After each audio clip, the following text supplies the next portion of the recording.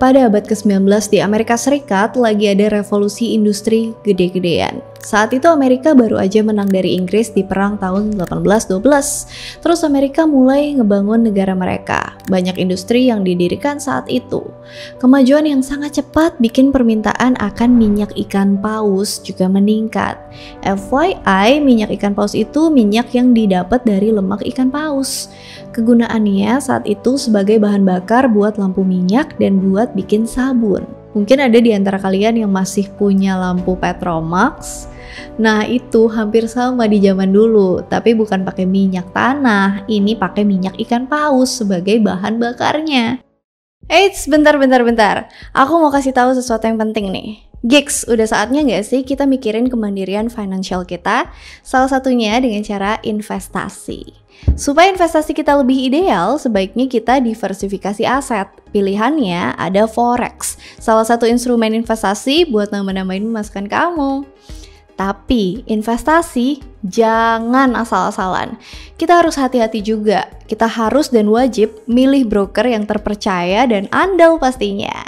Aku mau kasih tahu kamu nih tentang Okta Investama Berjangka. Okta Investama Berjangka ini adalah pialang berjangka yang bekerja di bawah pengawasan Bapepti.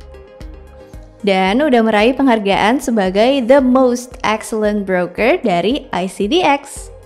Di Okta, kalian bisa nemuin bukan cuma aplikasi yang enak dipakai untuk trading, tapi juga banyak materi pelajaran dari speaker Okta yang bertrading secara profesional selama puluhan tahun. Kalian juga bisa ikut grup Telegram Okta, di mana kalian bisa dapat banyak info teori dan praktek buat ngebangkitin strategi trading kalian sendiri. Menarik kan? Kalian bisa belajar gimana caranya berhati-hati buat yang baru mau mulai investasi. Nah, terus gimana caranya mulai berinvestasi sama Okta? Yuk langsung klik link di bawah ini. Oke, kita lanjut lagi. Maka dari itu mulai muncullah banyak pemburu ikan paus karena pekerjaan itu sangat menguntungkan dan demand-nya tinggi. Tahun 1840-an ada seorang pemuda yang bernama Ishmael. Ishmael ini salah satu pemuda yang pengen coba jadi pemburu ikan paus.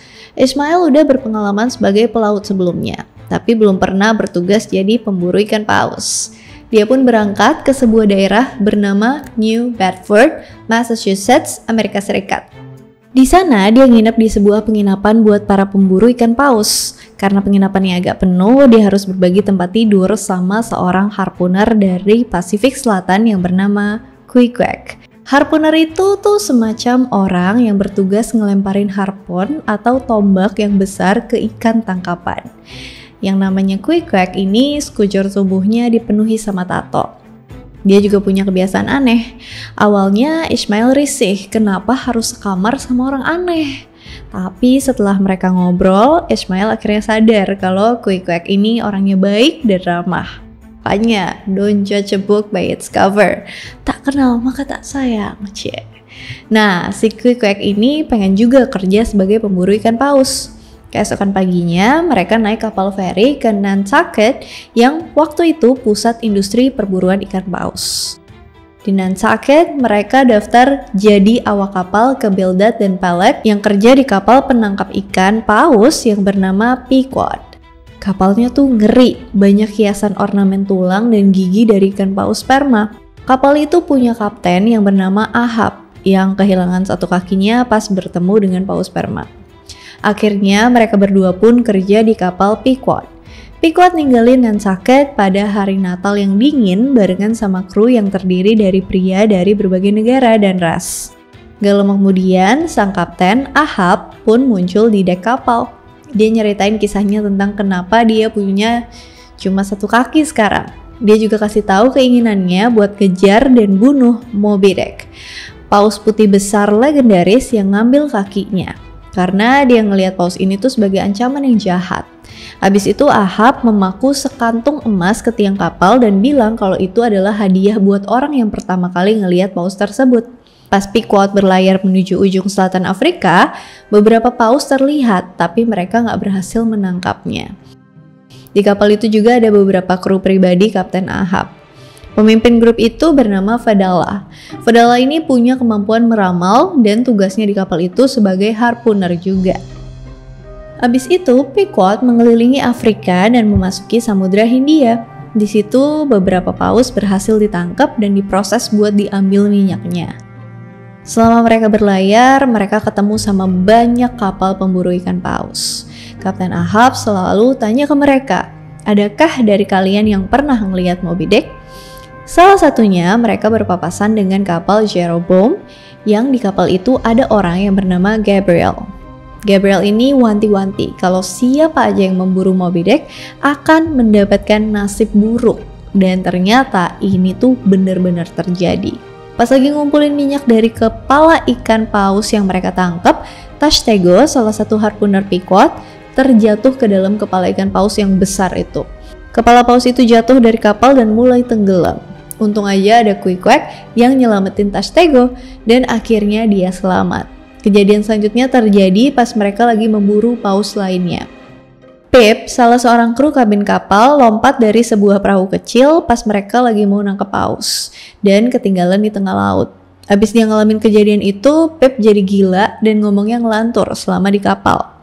Setelah itu kapal mereka berpapasan sama Samuel Enderby, kapal penangkap ikan paus yang nahkodanya Kapten Boomer kehilangan lengannya pas ketemu Moby Dick. Kapten Ahab dan Kapten Boomer pun ngobrol soal pertemuan mereka sama Moby Dick. Kapten Boomer ini gak habis pikir, kok Kapten Ahab tuh pengen nyari dan balas dendam ke Moby Dick. Sedangkan Kapten Boomer sendiri bersyukur masih hidup. Ini orang mau cari mati kayaknya. Membatinlah Kapten Boomer soal rencana nekat Kapten Ahab. Beberapa hari kemudian, Queequeg jatuh sakit dan tukang kayu di kapal buatin peti mati buat mengantisipasi kematiannya. Gak lama kemudian, Queequeg akhirnya sembuh dan peti mati yang udah dibuat dijadiin sebagai sekoci cadangan di kapal Pequod. Pequod lalu berlayar ke timur laut menuju Formosa dan ke Samudra Pasifik. Kapten Ahab kemudian mencium aroma musk dari Pulau Bashi dan bau asin dari air laut tempat Moby Dick biasa berenang.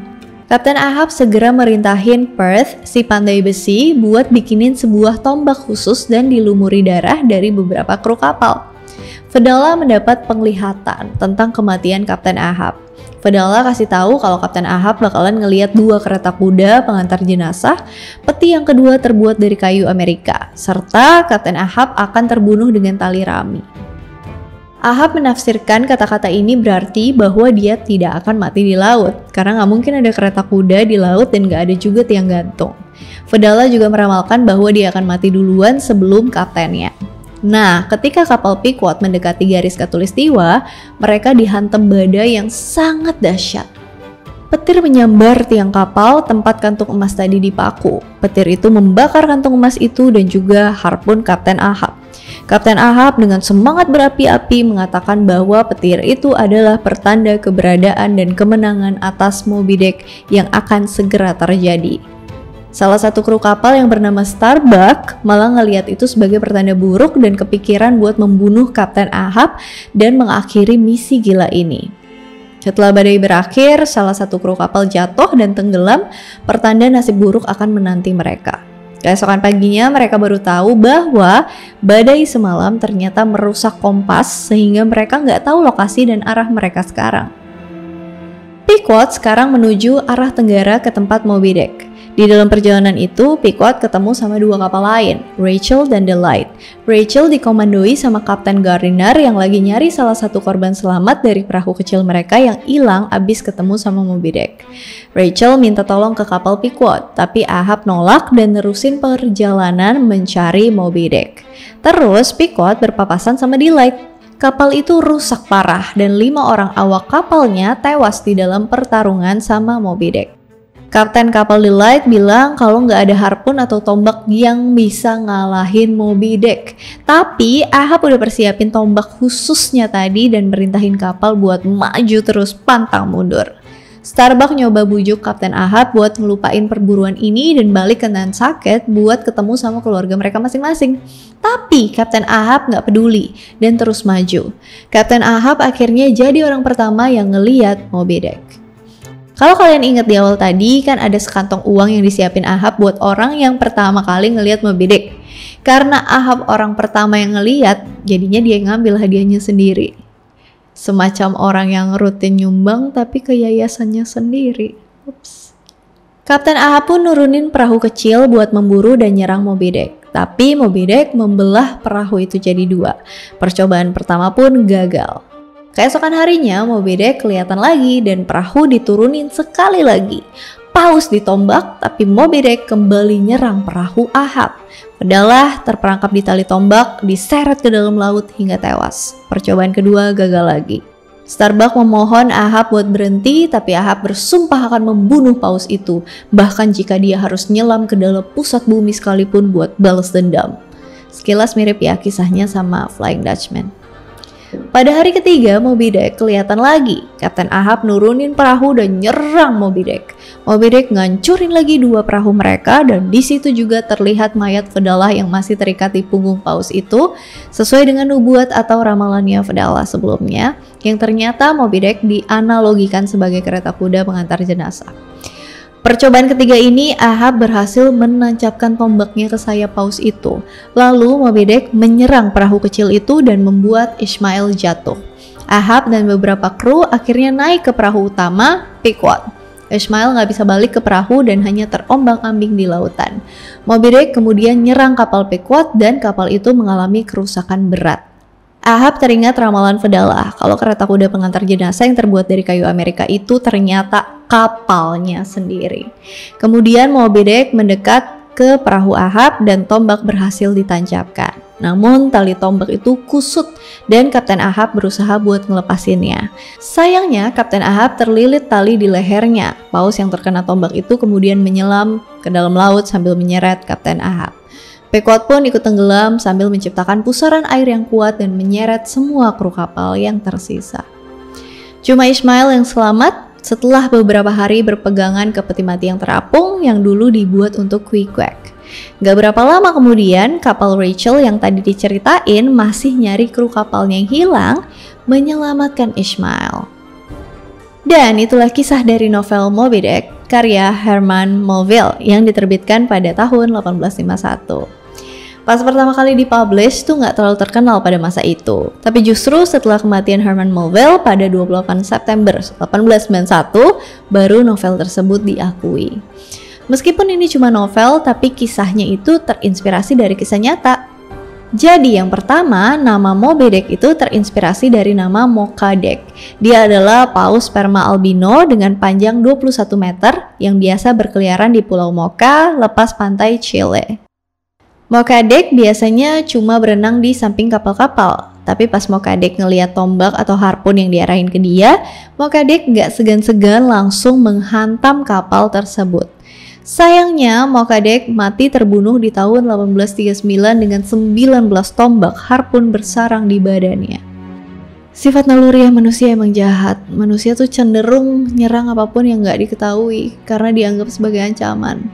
Padahal yang sebenarnya ancaman bagi bumi dan segala isinya ya kita, manusia ini sendiri.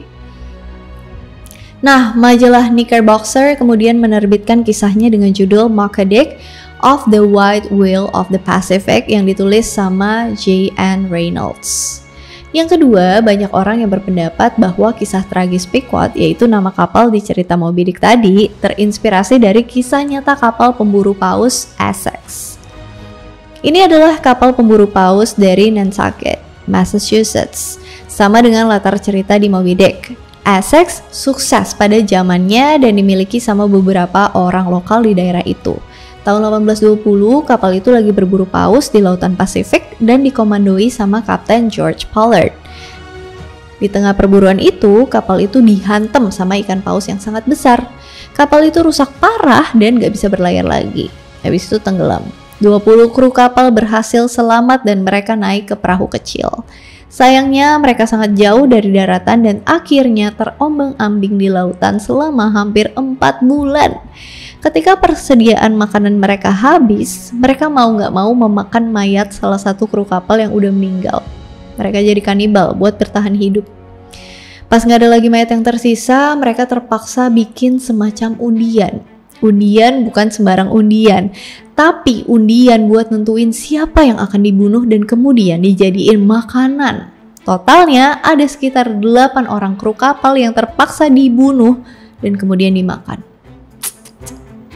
Gak lama kemudian mereka akhirnya diselamatin sama kapal Inggris yang melintas. Dari 20 orang yang naik ke perahu kecil, cuma ada 8 orang yang masih hidup. Salah satu orang yang selamat, Owen Chase, nulis catatan kisahnya di buku Narrative of the Most Extraordinary and Distressing Shipwreck of the Whale Ship Essex. Yang sepertinya catatan itu dibaca sama Herman Melville dan jadi inspirasi kisah Pequod. Herman Melville bahkan ketemu sama anaknya Owen Chase. Gak cuma itu, Herman Melville bahkan ketemu sama kapten kapal Essex, Kapten George Pollard, dan dengar langsung kisahnya. Akhirnya itu jadi inspirasi Herman Melville dalam menulis novel Moby Dick. Info tambahan nih, kalian pasti tahu Starbucks kan? Tempat ngopi sekaligus ajang pamer status sosial. Dikutip dari situs Reader's Digest, awalnya namanya tuh bukan Starbucks, tapi ownernya kepikiran buat namain bisnisnya itu Pequod. Yes, nama kapal dalam cerita Moby Dick. Tapi habis itu diganti jadi Starboss, salah satu nama kota tambang tahun 1800-an. Terus Gordon Walker, salah satu pendirinya, teringat sama nama salah satu kru kapal Pequod, yaitu Starbuck. Dan kemudian akhirnya ditambahin S supaya lebih gampang buat disebut. Tapi mah kalau di Indonesia S-nya nggak dibaca, pelafalannya kan jadi Starbuck. Alright, that's all about Moby Dick. Ini banyak juga sih yang nge-request. Gimana kalau misalnya ada yang mau ditambahin, boleh komen. Ada mispronunciation, ada yang kurang, ada kesalahan, mohon maaf. Please do correct me if I'm wrong. Kalau mau request, boleh komen, tapi cek dulu video dan playlist aku. Siapa tahu udah aku buat requestan kalian. As always, thank you so much for watching. Hope you guys like it and see you on my next video. Bye! Dan 5 orang keawak. Dan 5 orang apa sih yang kerja di kapar terkapar